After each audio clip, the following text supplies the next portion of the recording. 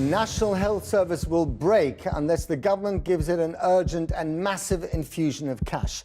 A grim warning from the bosses who run the NHS and rarely speak out.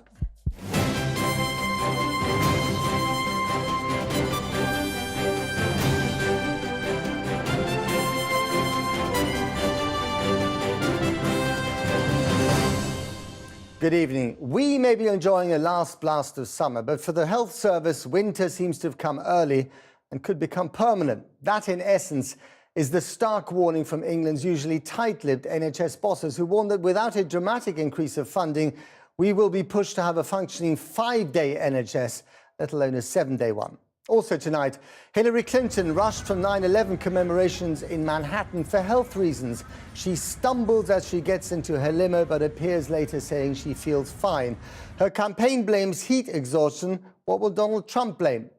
Cambodia is known for many things, most of them dark and dangerous, but blues music isn't one of them. Our Asia correspondent has spent quality time with a Cambodian blues band that is up for 2 Grammys.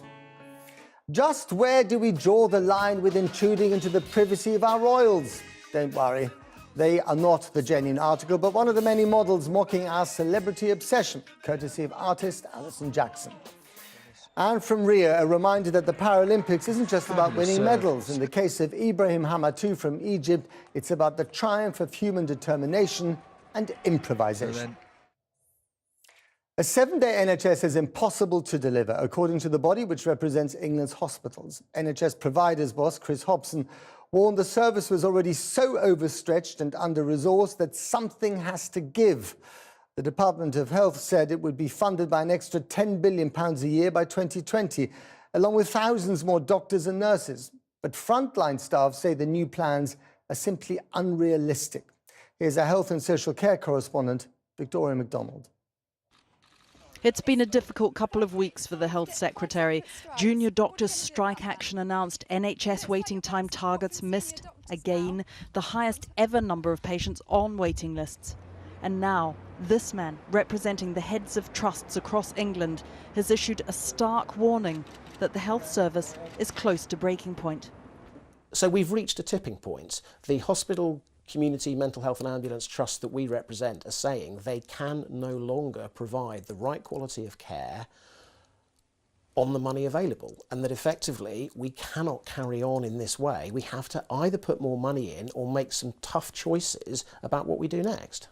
This is the reality, Mr Hobson says. The NHS in England needs at least 4% a year to meet patient demands and costs. This year it received 3.8%. Next year that falls to 1.4%, and the year after to 0.3%. Something, he says, has to give. It's highly unusual for an organisation like NHS providers to speak out so strongly, but they've said they have to because they're getting messages from their members, trust chief executives and others across the NHS, that they are struggling to cope. What's more, it's not the only warning. In the past week, the Royal College of Surgeons has also said that the health service is now in a permanent state of winter. No ministers were available for interview today. In a statement, the Department of Health said, "We are giving the NHS the £10 billion it asked for to fund its own plan for the future, including almost £4 billion this year to transform services and improve standards of care. We know the NHS is under pressure because of our ageing population, but we rightly expect the service to continue to ensure that patients get treated quickly." Now the health service is looking towards the autumn statement for some reprieve, although NHS providers deny that's why they're speaking out now. Yet people will be watching, partly because of this. Now you see it. The Leave campaign's £350 million a week pledge for the NHS prominent on their website. And now you don't. It's gone. Once called Vote Leave, now they're called Change Britain. The new website makes no mention of the NHS. Money from leaving the EU, they say, should go into farming, science, research and poorer regions of the UK. And the Prime Minister herself has refused to commit to the Brexit pledge. Facing the government too is their general election promise for a 7-day NHS, already at the centre of a bitter dispute with junior doctors, in which few in the health service believe can be achieved without more staff and more money. Victoria McDonald. Well, with me now is the Shadow Health Secretary, Diane Abbott, and the Conservative MP, Chris Philp. Thanks for coming in, both of you. I mean, Chris Philp, this is an absolute shambles, isn't it? I mean, it's hard to know where to begin. You've got the strike threat, you've got a funding crisis, you've got every senior NHS boss virtually saying the system is broken. What are you going to do to fix it? Well, hang on a sec. This is the government which has already increased NHS spending by £8 billion from 2020 But it's not enough. to 2015. Let me finish. 2020 to 2015. It's increased the number of doctors and nurses by 10,000 each. And the NHS 2 years ago, Simon Stevens, asked for an extra £8 billion between now and 2020 looking forward. And the government delivered not 8 billion, but 10 billion. So when the NHS asked for extra money, the government was there to give it. Now, if it turns out that there are problems and for some legitimate reason more money is needed, I'm sure that will be looked at because the last government and this one is committed to making sure the NHS works for everybody. So who's to blame here? Because you're right, you have increased your funding quite substantially, but these senior bosses who are running the place are telling you over and over again it simply isn't enough. So are they getting it wrong? Are they getting their accountancy wrong? So don't forget, the Stevens plan published 2 years ago envisaged £22 billion of efficiency savings over the next 4 or 5 years. So I think we need to make sure those efficiency savings are delivered. Let me give you 2 examples. We're spending £4 billion a year on agency and locum staff. That's up 10% year on year. One local locum doctor got an incredible £500,000 a year. So one of the parts of the efficiency plan is to get that under control. A second area is spending on drug procurement. There was one drug, Weldorm, which went up from £12 a prescription to £138 a prescription. So that pharmaceutical purchasing needs to be sorted out as well. Okay. Now, if after doing all of that, we still need some more money, I believe this government will be there to support the NHS as required. As a Conservative MP, I certainly will be. Okay, Diane Abbott, do you actually have a viable plan to fix the NHS where they can't? Well, first of all, when he says that if it turns out there may be problems, we know the system is under huge stress. But I think you need to do 3 things. First of all, we shouldn't be treating the staff like the enemy within. This row with the junior doctors was totally This is mishandled. another issue, though, isn't it? No. Today what we're talking about is NHS, funding, it's about money. The NHS is only as good as the morale of its staff. Yeah, but this is about money that we're talking about today. The other thing we should do is look for savings. The £3.6 billion that's been spent on agency staff, the billions a year that's spent on PFI, we ought to be bearing down on that, and the drugs bill. And then what we have to do in the medium term is to address the public health issues. 10% of the drugs bill goes on drugs for diabetes. If we spent more on public health, we would save infinitely more on the health service in the medium term. Do you still believe that renationalising the NHS, as I think you've suggested, is the right way to go? I certainly think that there is no public appetite for privatisation, and bringing the private sector into the NHS is just bleeding it of resources. The public want a national health service which is free at the point of use and a genuinely national service. And you think that renationalisation can achieve that? I think that we don't want to go further down the road of privatisation. There's no evidence the public wants that. And there's no evidence, actually, in totality, that provides a better service. And just one more thing. The government has slashed funding for local government, and it's the cuts in the money available for social care which is putting so much pressure on the NHS. Well, look, Diane Abbott criticises PFI. It was, of course, Gordon Brown who introduced PFI as an accounting con. So that's one point to make. Secondly, 94% of NHS work is done by the NHS, only 6% by private providers. And to be honest, if they can do a good job for lower prices, there's no reason why we shouldn't use their services. What I'm concerned about is good healthcare for patients and good value for taxpayers' money, not some kind of ideological dogma. But the main point is we've massively increased health service funding because they asked for it. And if there's a good case for more funding because it's needed, I'm sure that will get a sympathetic hearing. But let's see these efficiency savings delivered as well. But the problem seems to be that however much we save, whatever efficiencies you put in place, you're still not going to fix the problem fundamentally. The demand is simply too great, and the funding that you've come up with, even with these increases, simply isn't enough to keep pace with the demand. And that's your fundamental problem. Yeah. Look, I mean, the idea of NICE, which was actually a Labour innovation, which we've maintained, is to decide what is affordable and what makes sense. And clearly, there is a sort of almost limitless universe of treatments that are theoretically available. And you're right, we do have to make judgments about what is reasonable and what is affordable. But we do want to make sure that all the treatment that is important and necessary does get funding. And I think that is the Conservative commitment. Okay. What do you think, Fanny? Just to say, I have always been against the use of PFI hospitals and always voted against it. And the expanding demand from the elderly, that will be met by actually taking a very innovative and putting money into public health. All right. Dan Abbott-Crystal, thanks for coming in. Now, the Democratic presidential candidate Hillary Clinton had to leave a 9/11 memorial event earlier after becoming overheated, according to her campaign. She's now back at home after recovering at her daughter's apartment in Lower Manhattan. The incident is likely to play into her presidential opponent, Donald Trump's efforts to raise questions about Mrs. Clinton's health and stamina. Well, let's go live now to our correspondent, Kylie Morris in Washington. Kylie, what have we seen? And from what we've seen, what do we actually know? Well, within that event itself, Matt, so at the remembrance ceremony, there was nothing to see. She was standing in a row alongside lots of other kind of political luminaries, including, I think, Donald Trump was only a couple of people along from her. There was nothing recorded there to give any kind of sense of concern. She did, however, leave earlier than she was expected to. She left abruptly. But the video that has emerged, I think we can see it now, it was taken by a bystander as she left the event. You can see her kind of trying to step into her vehicle. She's surrounded by Secret Service agents, and she does appear to slump at some point as she's assisted into that vehicle. I should, though, say that she was taken directly, as we understand it, onto her daughter Chelsea's apartment in Manhattan, and that she required no direct medical assistance. The problem is how this looks, of course, for Hillary Clinton. Donald Trump and surrogates like Rudy Giuliani have been making a lot about a sense of frailty, a sense of concern with her health. I spoke to Trump voters down in Florida last week, all of whom were saying they thought it was very important that she should release her health records. And she did have a concussion back in 2012, but in fact we know more about her relatively good health than we do about knowing anything about Donald Trump's health. She knows it's a problem, which is why I think, again, we've got footage of her leaving the apartment, Chelsea's apartment, trying to convey a sense of good health. Have a look at this. What happened? Just a second, give us a little statement. It's a beautiful day in New York. And very briefly, Kylie, I mean... So yes, it's a beautiful day in New York. Yeah. So, very briefly, Donald Trump's been, what, has he been shooting from the hip on this one, or has he been slightly more discreet?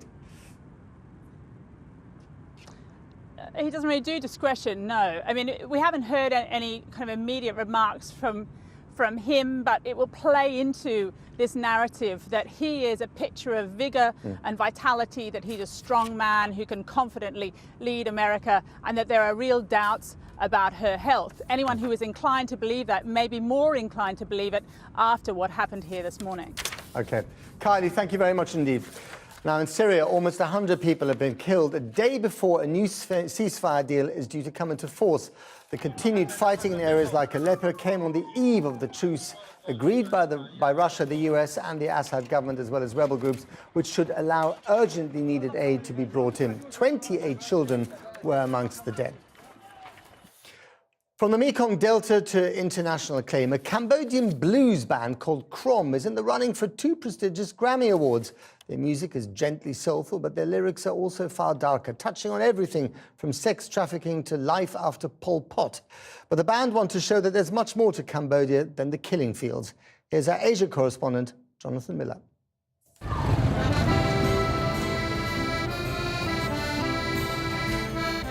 Time is a healer in a country whose heart was ripped out by a genocide. Memories are fading, survivors are old now, and there aren't very many old people left. It's not like no one knows who Pol Pot was, but Year Zero, the Khmer Rouge, the killing fields, well, if that's what you think of when you hear the name Cambodia, move on, because most Cambodians have. Sophia is a singer, trained in classical Khmer opera and dance, but now the lead in a band called Krom that sings Mekong Delta blues.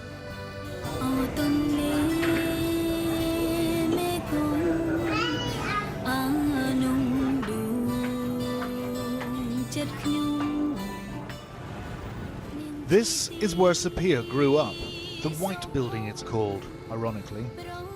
A decrepit slum, rich in living culture. Kimon is 80. In her day, she sang opera to kings and lived in Phnom Penh's royal palace. In the Pol Pot time, the Khmer Rouge killed her husband, but they failed to kill off Cambodian culture. Kim Mon taught opera here in the Palace of the People, the White Building. Once I'd learned, I realised that what I was doing was crucial to preserving Khmer culture. Like the Khmer proverb says, no culture, no nation. So I feel I'm living that proverb and presenting Cambodia to the world. It's time now to look to the future, forget our past. I'm proud to be part of the new Cambodia. The Mekong, lifeblood of Cambodia. The age-old rhythms of this river of time resound in the riffs of the Mekong Delta blues. Krom, whose name just means the band, now contenders for 2 Grammys, and they're making a rare appearance in Phnom Penh tonight.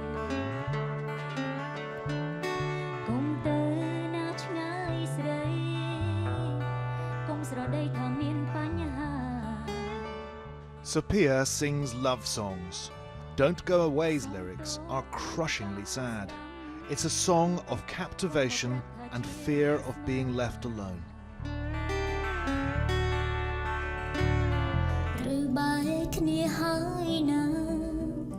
The video features Sophia wandering the corridors of a dilapidated 60s masterpiece designed by famed Khmer architect Van Mollivan. It's the White Building. There is a rampant red light industry in Phnom Penh. Khmer girls drawing sex tourists from elsewhere in Asia, and Western men too. Krom's blues dig deep into Cambodia's dark heart. Prostitution, poverty, slavery, trafficking, and addiction. Oh, good morning, little Susie, I'll sing your sad song. The man in black does the noir. Chris Minko, an Australian singer-songwriter who adopted Cambodia as home 20 years back. Lil Susie, a country girl who imagines city streets paved in gold and ends up a hooker, hooked on ice. Crystal meth gets girls through 20 clients a day, as brutally documented in the Krom video, featuring Phnom Penh's real Little Susies. Since she left those fields of rice.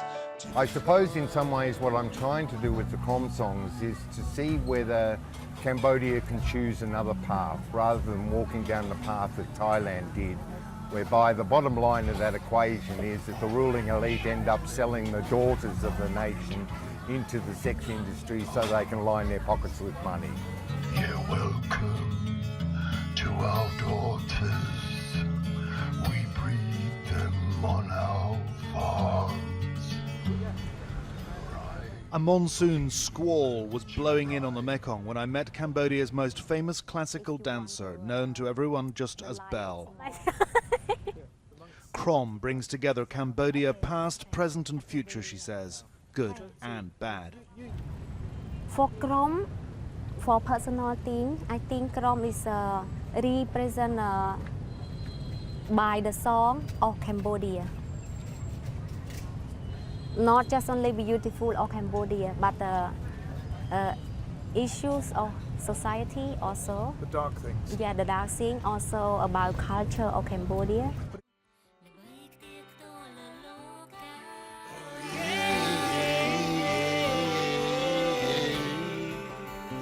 Krom's new anthem extols the wonders of the land of the god kings of Angkor.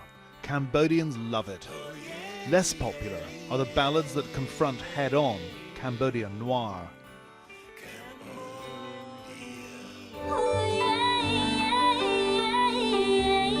Cambodians, as we know, prefer to move on. Krom's blues are laid back, but their lyrics are raw and real, and they want the world to sit up and listen. Yay, Sophia Chamran, lead vocalist, Krom. Thank you very much for coming tonight. We are Krom. Jonathan Miller on the banks of the Mekong River in Cambodia. Now on to the sport, and Britain had a successful start to day 4 of the Paralympics with 5 gold medals, including 3 in the rowing. That adds to last night's success, where Kadina Cox won gold at the Velodrome to become the first Briton to win a medal in 2 different sports at the same games since 1988. Here's Kieran Moodley. On Friday, Kadina Cox was winning bronze on the track. On Saturday, she was clinching gold in the Velodrome. Yes, she can! The 25-year-old, who was diagnosed with multiple sclerosis just 2 years ago, is now an Olympian in 2 separate sports. And today, Jodie Cundy was also adding another medal to his tally, with Britain setting a new world record as they won gold in the men's mixed team sprint. And from the track to the water, where Paralympics GB won a record tally of 3 gold medals in the rowing this morning. And it is gold again! But the Paralympics is as much about the personal stories as it is the medals, and no one represents that superhuman status better than Ibrahim Hamadtau. The Egyptian table tennis player is the only one to hold his paddle with his teeth. He flicks the ball up in the air with his feet when he serves. Despite losing both of his matches, his ability and drive has won fans across the world. After being knocked out of the Games, Hamadtau simply said, "I'm just happy that I could come from Egypt to be here at the Paralympics." Football, and Chelsea remains second in the Premier League after an exciting draw with Swansea. Chelsea took the lead at the Liberty Stadium, but Swansea equalised with a penalty before making it 2-1 in the second half. Chelsea striker Diego Costa equalised in the last 10 minutes to make the final score Swansea 2, Chelsea 2. Tennis, and Germany's Angelique Kerber has won her second Grand Slam title with victory in the US Open.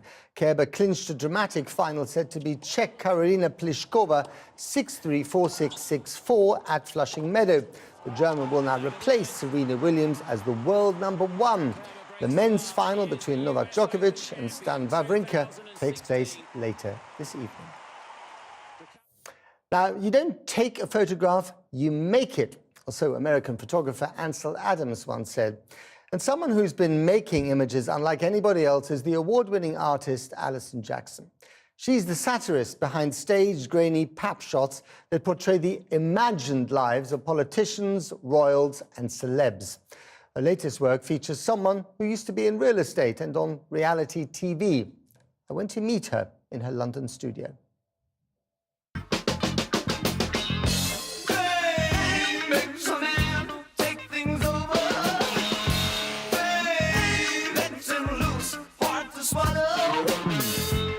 The provocative photographs of Alison Jackson, the artist who captures and mocks our obsession with celebrity culture.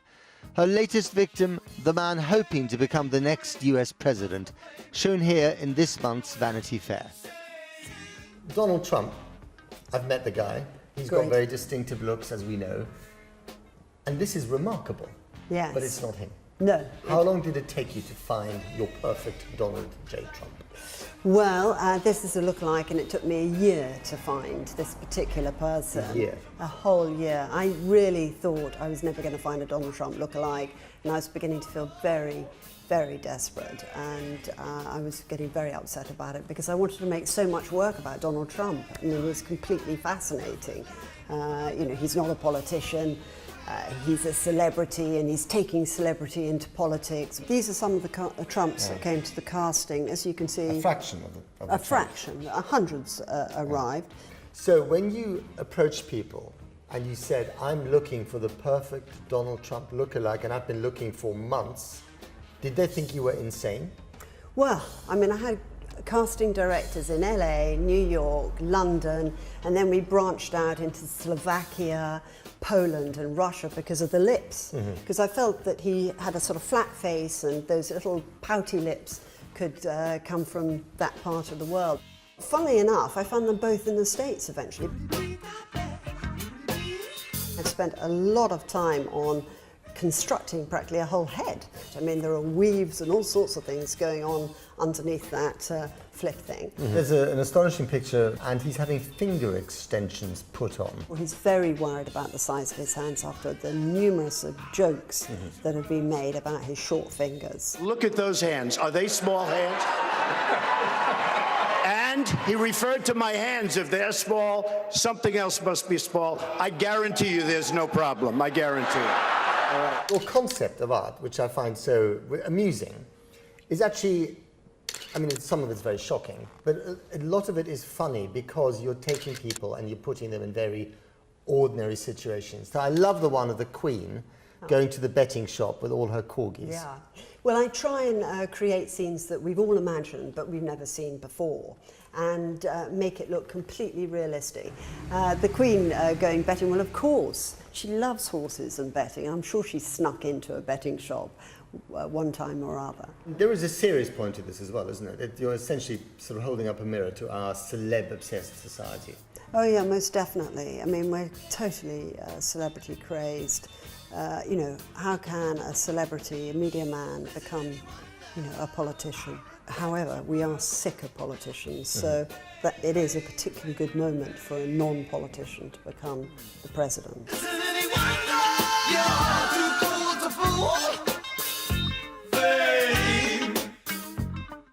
Glorious stuff.